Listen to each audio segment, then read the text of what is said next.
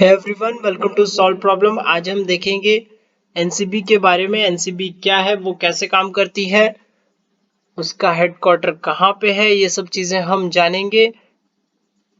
NCB ने सुशांत सिंह राजपूत के case में बहुत बड़ा रोल प्ले किया है। इन्होंने बहुत बड़े बड़े एक्टर को समन जारी किया है और बॉलीवुड के ड्रग माफिया को ये लोग जल्दी पकड़ लेंगे, उनके बारे में जरूर जानकारी निकाल लेंगे। सो देखते हैं कि एनसीबी क्या है, इसके काम क्या है।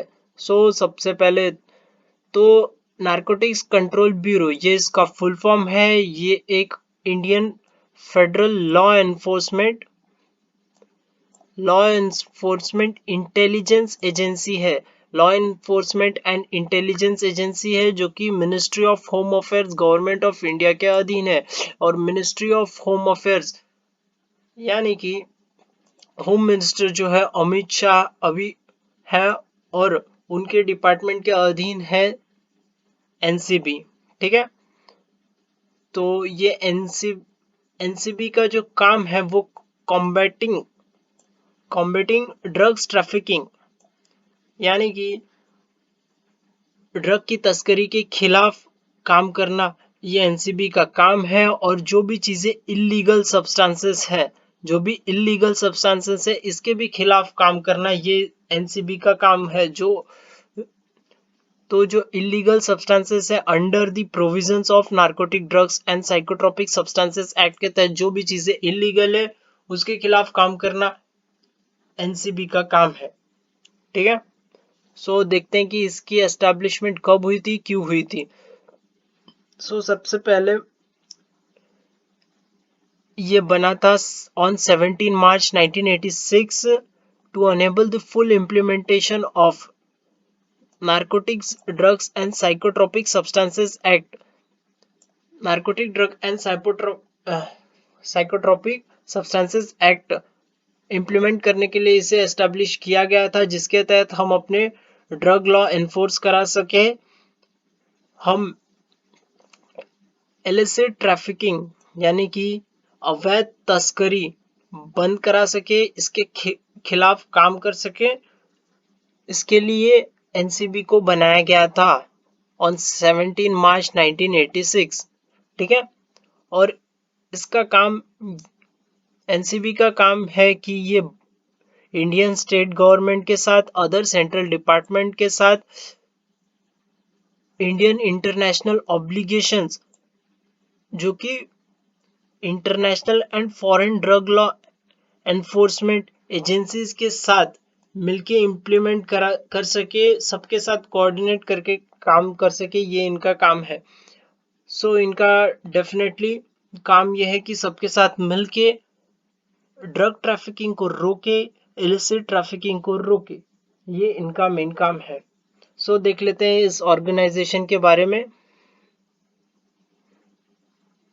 इसका नेशनल हेडक्वार्टर लोकेटेड है दिल्ली में, और मिनिस्ट्री ऑफ होम अफेयर्स के तहत ये आता है, ये हम जानते हैं, हमने देख लिया है। और राकेश अस्थाना, ये प्रेजेंट डायरेक्टर जनरल है ऑफ एनसीबी। ये रहे राकेश अस्थाना जी, ये है present director general of NCB. और एक इंपॉर्टेंट चीज, NCB is outside the ambit of right to information act, यानी कि एनसीबी आरटीआई में नहीं आता है, या आरटीआई की सीमाओं में नहीं आता है। ये इंपॉर्टेंट है। आगे आगे देखते हैं कि इसके काम क्या है, हमने पहले भी डिस्कस किया है। देख लेते हैं एक और बार। इनका मेन पर्पस है, चीफ पर्पस ये है कि fight drug trafficking. Drug trafficking के अगेंस्ट इन्हें काम करना है।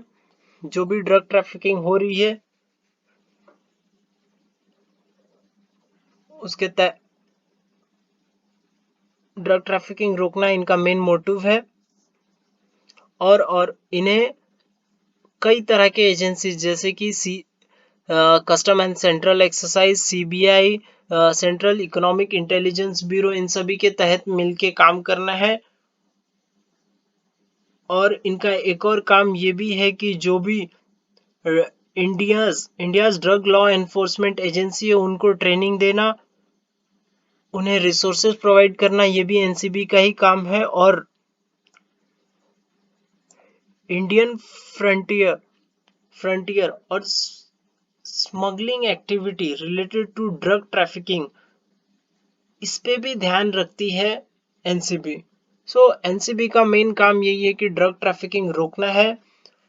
Anything that's related with India's drugs law, जो कि उसके अगेंस्ट जा रहा है, उसके खिलाफ काम करना, यही काम है एनसीबी का। और इन्हें कैसे भी इंडियाज ड्रग्स लॉ मेंटेन करना है। सो ये इनके काम थे। अब देखते हैं सुशांत सिंह के केस में ये लोग कैसे परफॉर्म करते हैं। So in last, thank you. Please like, share and subscribe, and thanks for your precious time.